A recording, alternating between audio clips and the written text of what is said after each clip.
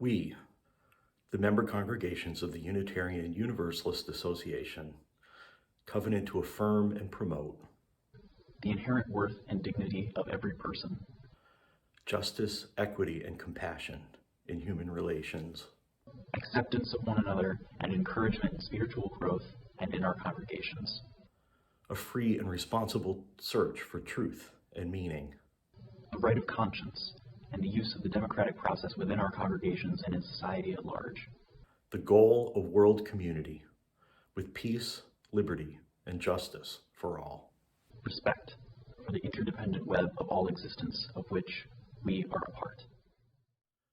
It all began the way so many things begin in Unitarian Universalism. A group of young adults were having the kind of conversation they often have, evolving over time across virtual platforms and intimate gatherings. I bet anything that during the times they gathered, they lit a small flame of commitment within a chalice, a symbol of the covenant we make with each other and affirm each time we come together. All of these young people gathering were what we affectionately call cradle UUs, born into our faith, where as children they weren't dedicated to the church. The members of their congregations dedicated themselves to these children, committing themselves to supporting the spiritual and moral development of young lives and supporting their families. Their parents probably mostly came from other traditions, as most of us do. In fact, 90% of living Unitarian Universalists grew up in other denominations, or in no denomination at all. It's always been that way. The parents of these young people, like most of us, probably define their connection to Unitarian Universalism by what it isn't more than what it is. It's not Christian. It's not a typical religion defined by creeds and dogmas. You don't have to profess any particular faith. You don't have to make a public proclamation of your beliefs or past transgressions or make testimonies to your commitment. You don't have to be saved. You don't even have to go through a conversion process.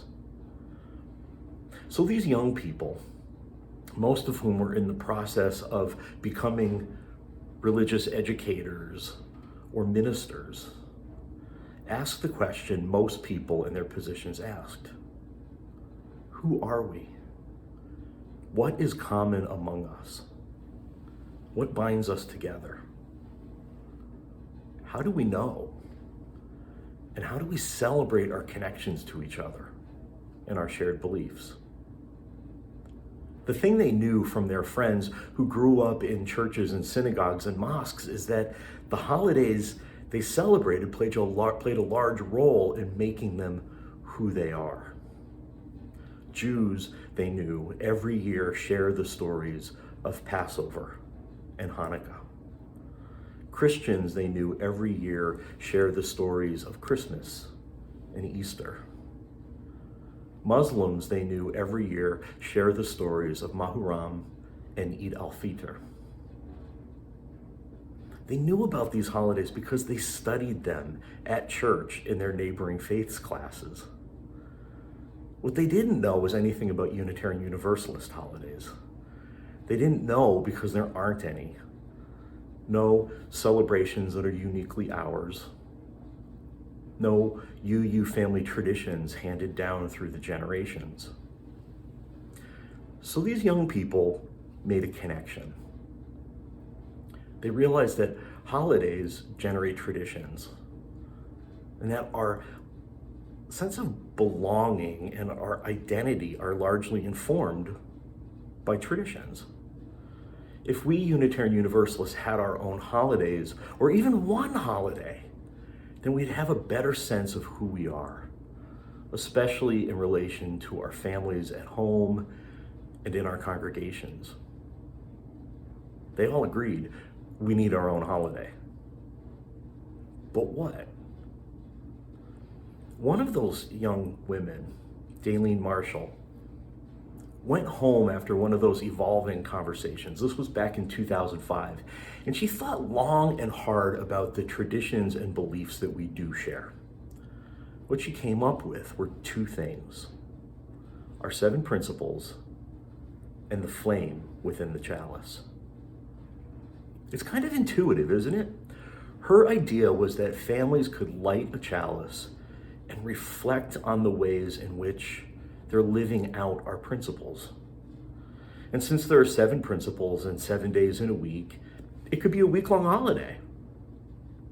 The full first week of December just made sense to her.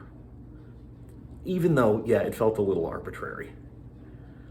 She never imagined that people would take time off from school or work, but that they would take a little time each evening, maybe around mealtime with the family, to engage in a new tradition. She came up with the name Chalica, a simple play on the word chalice. That's it. It's pretty simple, really. And when she got her ideas down and emailed them to her friends, the other young adults she was in conversation with, they liked the idea. They shared it with their friends and family. And when they began serving congregations as religious professionals, they shared the idea with their congregations. As word of this new holiday spread, people started building on it with ideas that the originators may never have thought of. Some planned a small circle worship each night in the sanctuary. Some expanded it to be celebrated for the first 7 Sundays of the calendar year to give it more importance and help alleviate winter doldrums. Most significantly, I think lots of people saw it as a welcome break from all the spending and feasting and partying and drinking of the holiday season.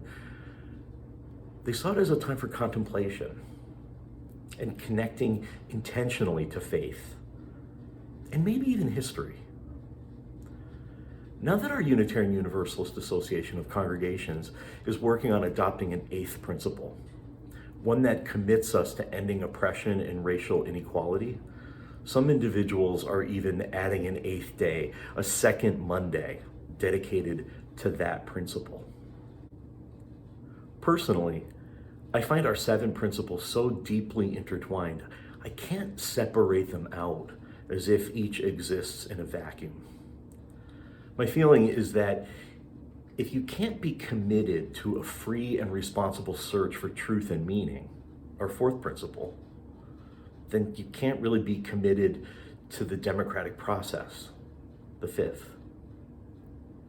You've probably heard me say a million times that the thing that gives our 1st and 7th principles, the worth and dignity of every person and the interdependent web of all existence, their power, is that they both exist. The 1st without the 7th is just rampant individualism. And the 7th without the 1st is oppressive collectivism. So for me, the fact that there will be a new 8th principle doesn't mean that one more day has to be added to the week of Chalica. For me, every day is about every principle. One thing you have to say about UUs, we like our colorful graphics, especially when they have a rainbow theme and can be used to teach the children.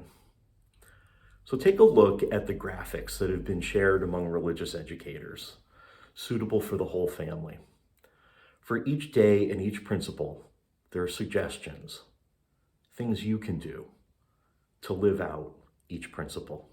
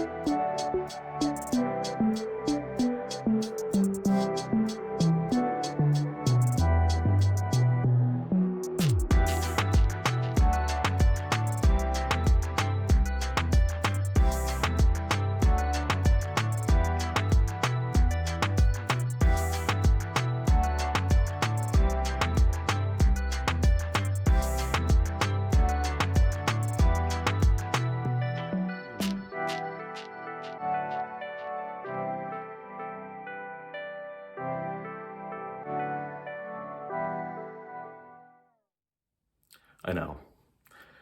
There's something about Chalica that seems forced. It's still so unformed, so new, that it doesn't have the patina of memories to make it feel nostalgic and comfortable. Norman Rockwell never painted a warm, fuzzy picture of Chalica. Hallmark hasn't produced a month's worth of romantic, feel-good movies about it. There isn't a Chalica section in the greeting cards aisle at Target. And nobody famous has ever put out a Chalica album with all of our favorites of the holiday. And maybe that's what I love about it. There's no age-old idea of what a perfect Chalica looks like. There's no pressure to live up to a past that never really existed. We have the chance here to create something completely new. And the truth is that no holiday has existed forever.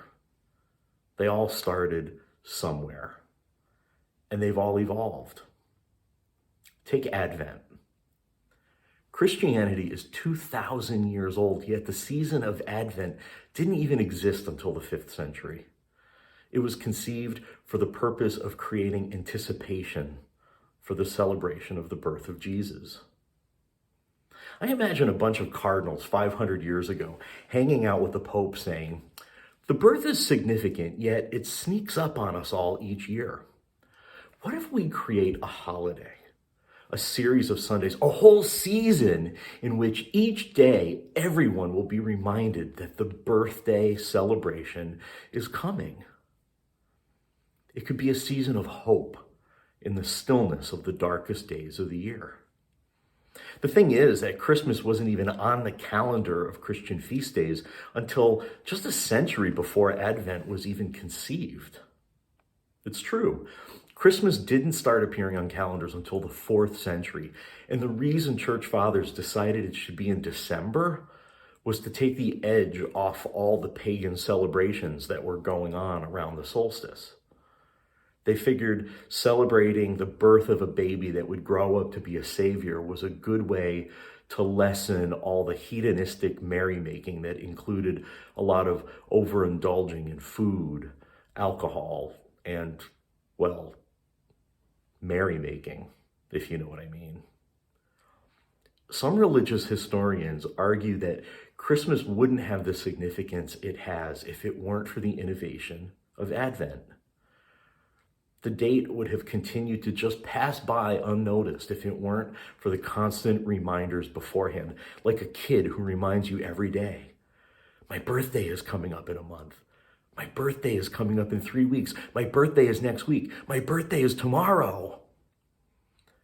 There was no formal way of really celebrating Advent in a tangible way until the 19th century.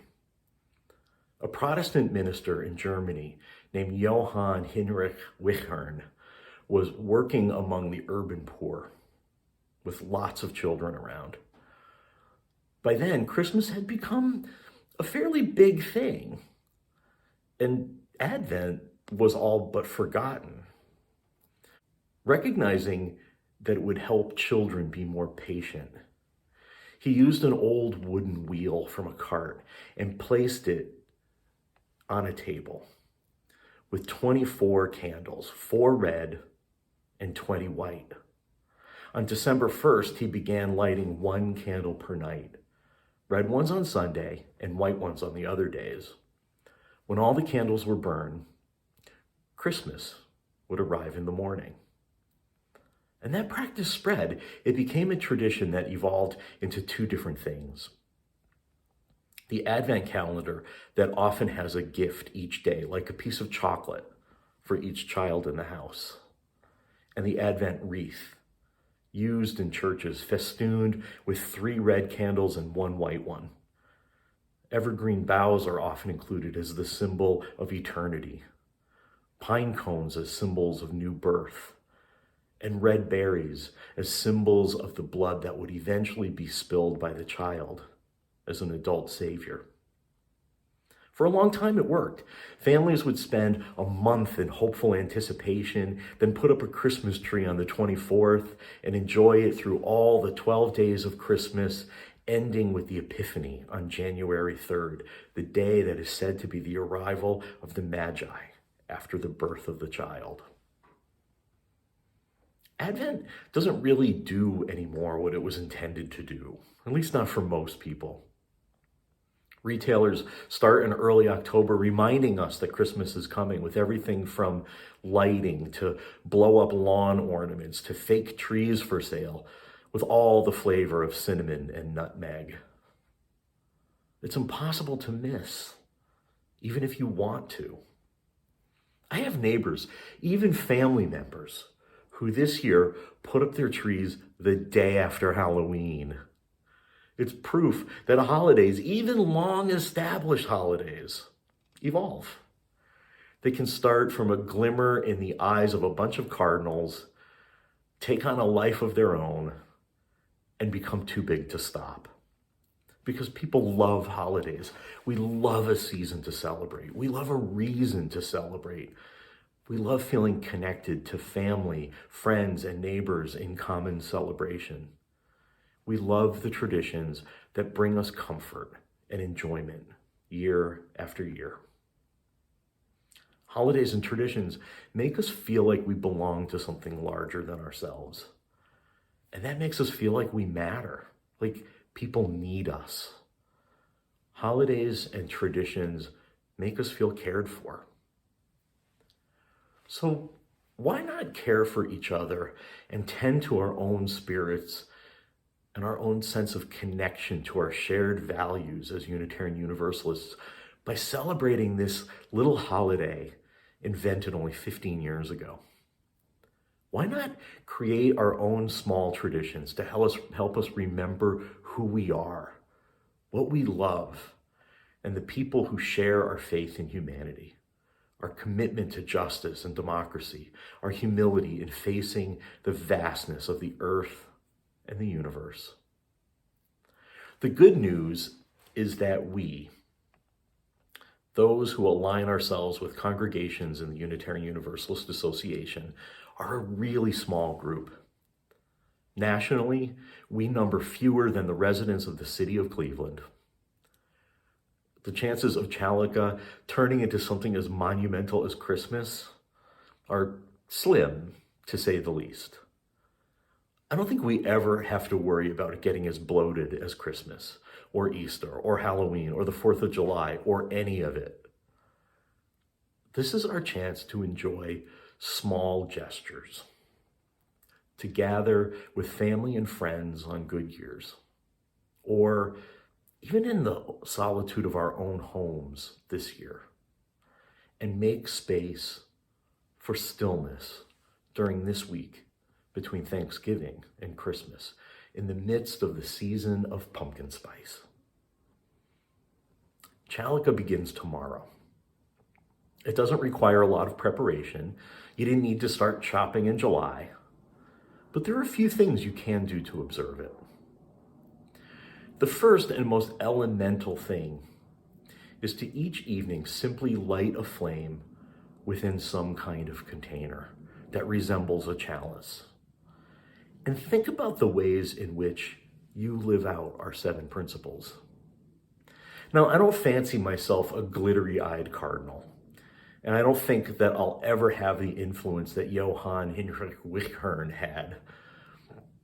But I've thought of a few traditions to engage in that you might want to try out. And I have to say, I didn't invent anything here. They all come from some other source, some practice that I found comfort in, and I hope that you do too. Put a mirror under your chalice or on your altar behind your chalice as a symbol of the process of personal reflection. And it's also great because it bounces the light that feels so precious during this time of year. Nurture narcissus bulbs into bloom as reminders to reflect and to take loving care of ourselves so that we may care for others. Make 7-pointed stars from small branches of fallen trees and line them with lights. 1 point of the star representing each day of the week of Chalica. Share sweet or savory bean dishes in solidarity with people around the world who rely on the legumes as their main protein source. And do it to promote holiday eating that's healthier for us and our planet. Play with recipes. Try things like black bean brownies. Exchange small, handmade gifts as tokens of your appreciation for friends and family. Things you could consider are soaps, baked goods, candies, spiced nuts, blank note cards, or greeting cards, decorative items, framed photos. Most importantly, tell the stories of how Chalica and its rituals originated for Unitarian Universalism, your congregation, and your family, and what those rituals mean to you. Invent rituals of your own. And the stories that you tell today just might turn into the legends of tomorrow. The stories you tell today about Chalica just might be the reason our children grow up feeling so connected to Unitarian Universalism that they never leave. The stories you tell might just be what keeps our light burning and expanding into more households in the future.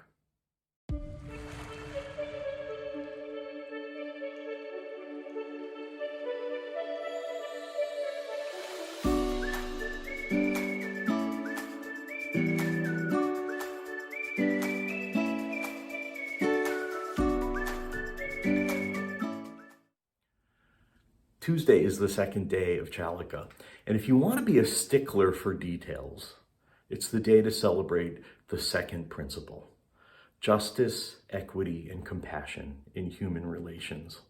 Or, as the kids say, be kind in all you do. You could call a legislator about an important issue.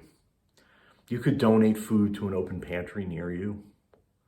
Or you could do something kind for a stranger by sending a donation to this month's partner organization, Home Safe in Ashtabula.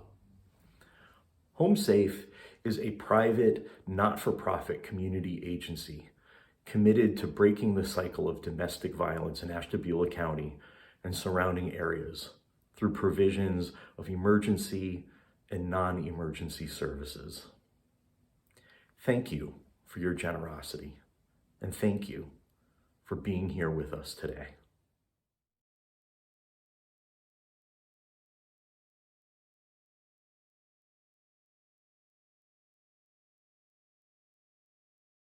One of the ways in which Chalica has expanded is a few people have come up with some really cool songs to go with it, because holidays need songs, right? And I think you might recognize the genesis of this song. It's not by Genesis.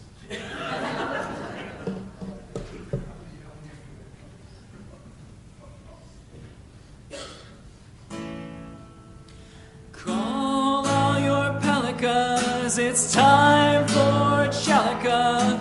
Deck the Hanukkah, let's celebrate Chalica. Each Chalica Eve, a candle we light. Oops. For the first Monday in December, we have 7 principal nights.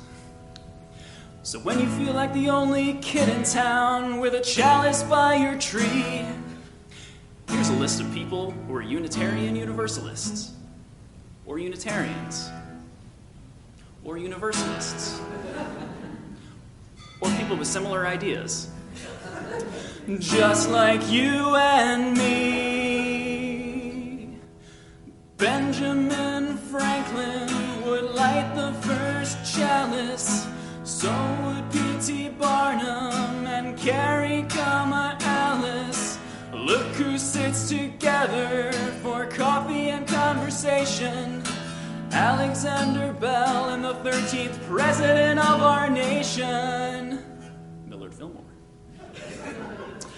Tom Jefferson was UU-ish, and Paul Revere was too. Roger Baldwin founded the ACLU. Sing over the river and through the woods and jingle bells quick. Universalists wrote them, and Unitarians wrote Peter Rabbit and Moby Dick. Call all your palicas, it's time for Chalica. From the mountain to the Valica, we celebrate Chalica. Harvey Weinstein. Not you. But guess who is? The guy who played Cool Hand Luke, Paul Newman. Charles Dickens, Charles Darwin, Susan B. Anthony, Ray Bradbury. Frankenstein was written by a Unitarian named Mary. Some people think that the wizards at Hogwarts are. Maybe so, but guess who is? The nurse who invented pie charts. So many UUs are sometimes hard to rhyme. Julia Brownlee's not one yet, but give her time. Organize a Relica, it's time for Chalica. Don't go to the Molica, that has nothing to do with Chalica. So give your mom a colica, this is the grand finalica. I think we really Chalica, have a happy, happy, merry, joyous Chalica.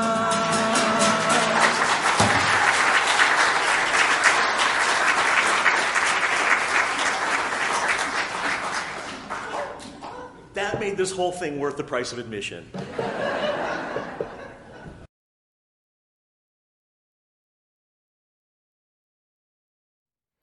For the week ahead, I offer you the words of Jean M. Rowe. We have a calling in this world. We are called to honor diversity, to respect differences with dignity, and to challenge those who would forbid it. We are a people of wide path. Let us be wide in affection and go our way in peace. We join hands in Unitarian Universalist fellowship, pledging ourselves to an individual religious freedom which transcends all creeds, not to think alike, but to journey together.